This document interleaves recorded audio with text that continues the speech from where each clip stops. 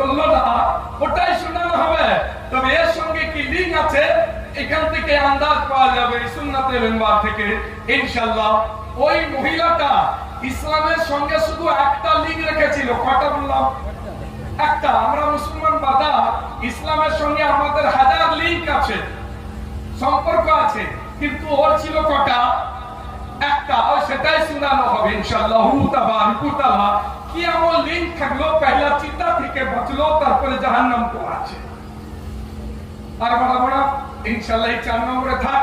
তবে বিজোড় হয়ে গেছে, ছোট একটা নাম্বার দিয়ে জোড় বানিয়ে দিয়ে ইনশাআল্লাহ আপনাদের সামনে জোড় হয়ে গেছে, তাহলে আর বিজোড় নাম্বার দেবো না।